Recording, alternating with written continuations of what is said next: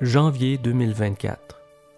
Nous continuons de subir les nuisances occasionnées par les activités du groupe Bellemare au 11 450 boulevard industriel à Trois-Rivières. Le panache de fumée ou de vapeur que vous voyez viendra s'engouffrer dans la bleuetière et apportera avec lui des odeurs très désagréables. C'est une conséquence du recyclage du verre. Selon la météo, ce sera soit nous, soit d'autres voisins qui écoperont. Mais j'aimerais porter votre attention vers le monticule noir. Il s'agit de silicate de fer provenant de mines de cuivre. Il a été importé d'Europe par le groupe Bellemare. Nous consacrerons les prochaines minutes à en discuter. Le silicate de fer, c'est quoi?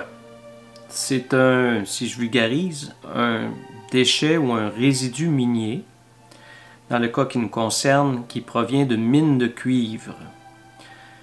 Dans le fond, quand on est dans une mine, puis on extrait de la roche, on casse tout ça, puis on réussit à aller chercher le cuivre, puis ben, qu'est-ce qui reste? C'est entre autres du silicate de fer. Si on regarde sur Wikipédia, on parle de scories. En métallurgie, les scories sont des sous-produits solides issus de la fusion, de l'affinage, du traitement ou de la mise en forme des métaux à haute température.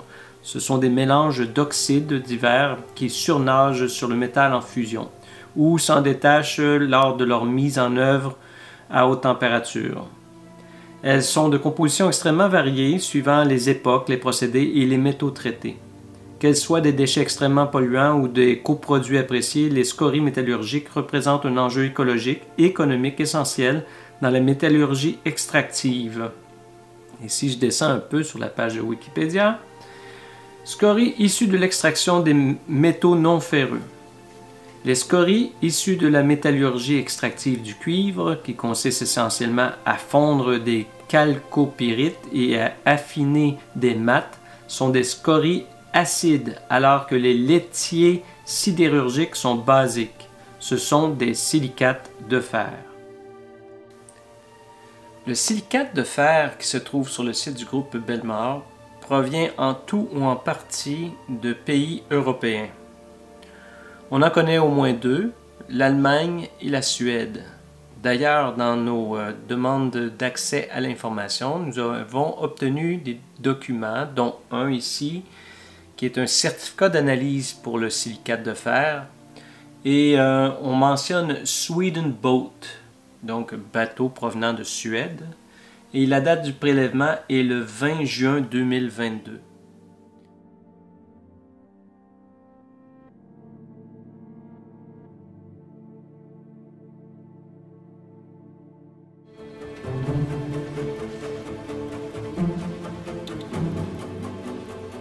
Cancer, missbildningar, värk i leder och skelett.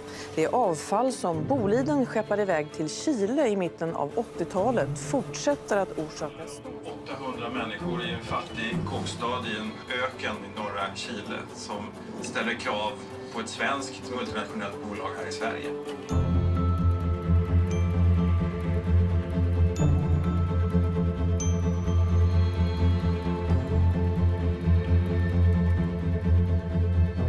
Nu känns det ju otroligt fint att det är någon som har tagit över stafettpinnen här och gör det på ett sätt som vi som filmare inte kan göra. I 4 års tid har förberedelser gjorts inför den omfattande rättsprocessen som delvis kommit till efter en uppmärksammad dokumentärfilm.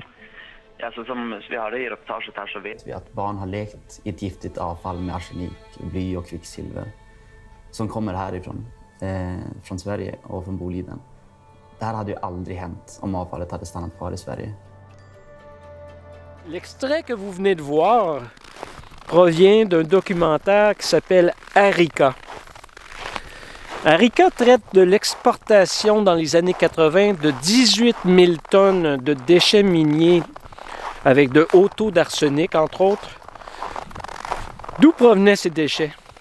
De Suède, d'une entreprise qui s'appelle Boliden. L'entreprise avait payé une entreprise chilienne quelque chose comme 1 million de dollars pour traiter ces déchets. Mais la majorité de ces déchets sont restés à l'abandon en plein milieu du village de Arica. On peut imaginer les enfants qui y jouaient sur le monticule. On peut aussi imaginer le vent qui soufflait, qui poussait cette poussière à travers le village. Chose certaine, le taux de cancer s'est mis à monter en flèche avec les années. Devrions-nous nous inquiéter d'avoir 100 000 tonnes de silicate de fer à quelques mètres d'un ruisseau, d'un milieu humide, de résidences et de terres agricoles?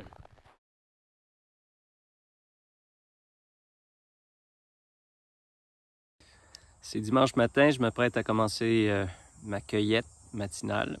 Et puis, je suis sous les filets, comme vous pouvez le constater. Parce que nous, les cueilleurs, pour le kiosque, on cueille sous les filets. Ce que je voulais vous faire remarquer, c'est ceci. Regardez comment que je suis à côté dans le filet. C'est toujours comme ça qu'on est arrangé pendant 4 heures par jour à peu près. Puis, je ne sais pas si vous allez voir. Oui, clairement. Hein? Ça, c'est la couleur de ma casquette. Évidemment, normalement, elle serait blanche. Ça, c'est noir. Je ne sais pas si on le voit bien à la caméra, mais c'est noir. Donc, les filets sont noircis. Il n'y a pas de preuve que c'est dû aux activités de Bellemare, mais on peut soupçonner la chose parce que si c'était juste la saleté du sable, il me semble que ce ne serait pas noir. C'est certainement pas les plants de bleuets qui font virer les filets noirs. Donc, il n'y a pas de preuve directe, mais on a des doutes.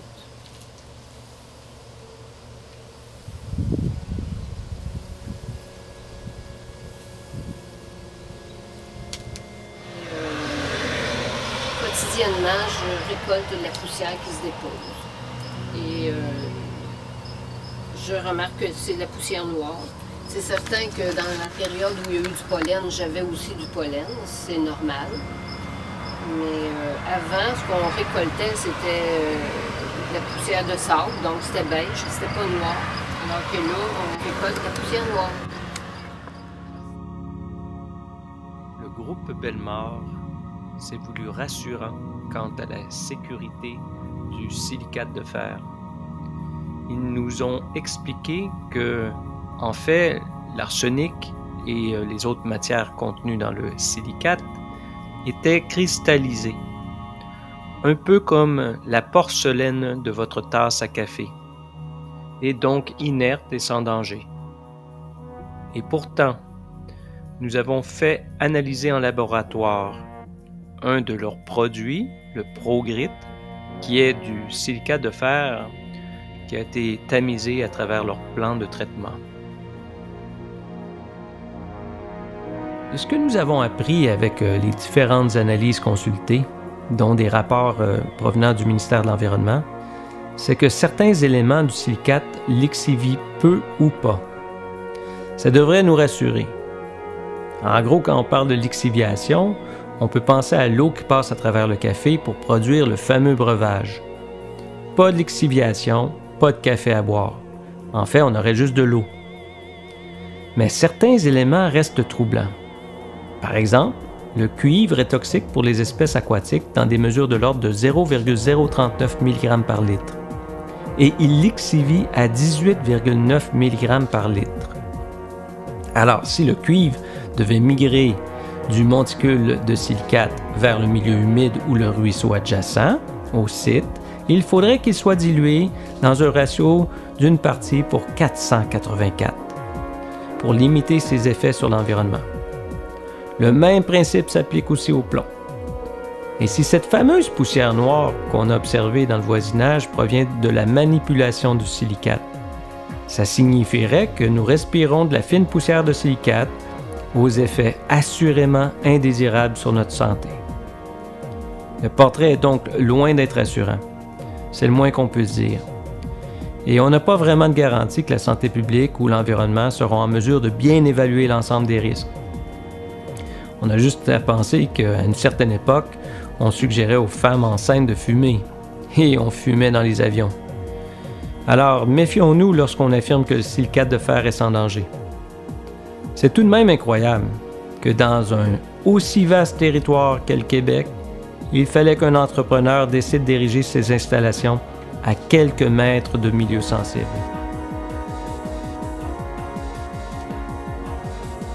À part les effets sur l'environnement local et les effets potentiels sur notre santé, il faudrait aussi souligner les émissions de CO2 associées au silicate de fer. Posons l'hypothèse que les 100 000 tonnes de silicate proviennent de Suède. Alors, c'est parti d'une mine là-bas, par camion probablement, jusqu'à un port. Ensuite, ça a traversé par bateau l'océan jusqu'au port de Trois-Rivières. Et des centaines de camions ont transporté le silicate du port de Trois-Rivières jusqu'au site près de chez nous. Ensuite, de la machinerie lourde a manipulé le silicate pour pouvoir le raffiner et l'ensacher. Des camions sont venus chercher les poches de silicate pour les distribuer à travers le Québec, où le consommateur final ira s'approvisionner pour sabler au jet de sable, au jet de silicate, et en faire fort probablement un usage unique. Vous voyez le portrait. Imaginez le nombre de milliers d'arbres qu'il faudrait planter pour que cette activité soit carboneutre. Le groupe Bellemare se targue de se soucier de l'environnement, entre autres avec leurs activités de recyclage de verre. Mais avec le silicate de fer, c'est une toute autre histoire. Au moment où je vous parle, la santé publique analyse le dossier lié aux activités du groupe Bellemare aux Vieilles Forges.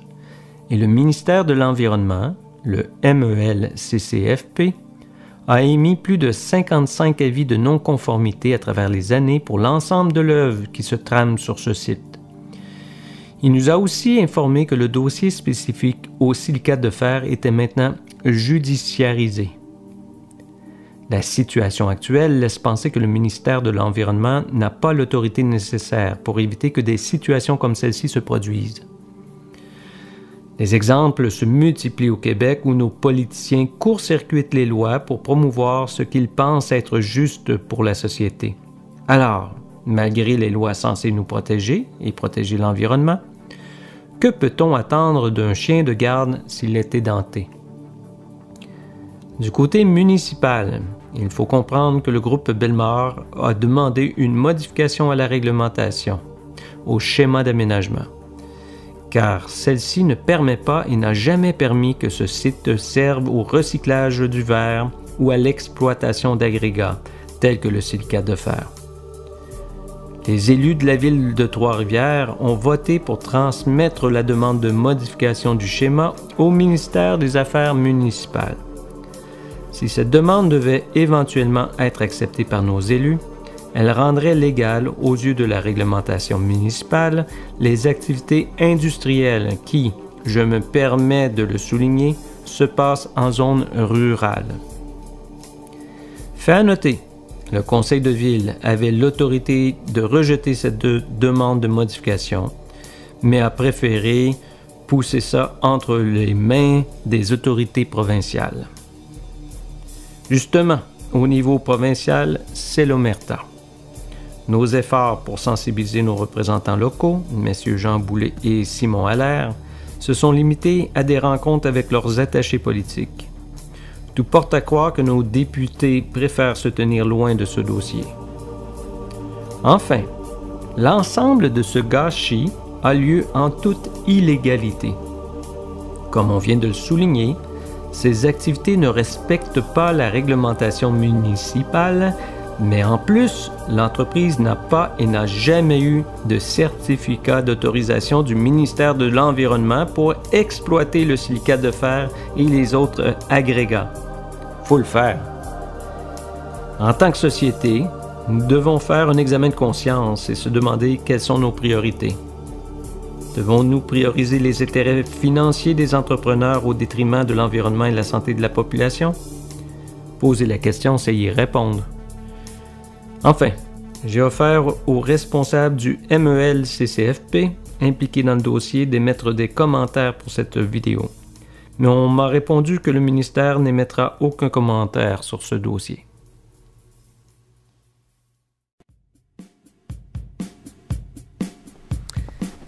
J'espère que cette vidéo vous a plu et que ça l'aidera à sensibiliser les gens à notre situation et à des situations que vivent plusieurs citoyens du Québec un peu partout.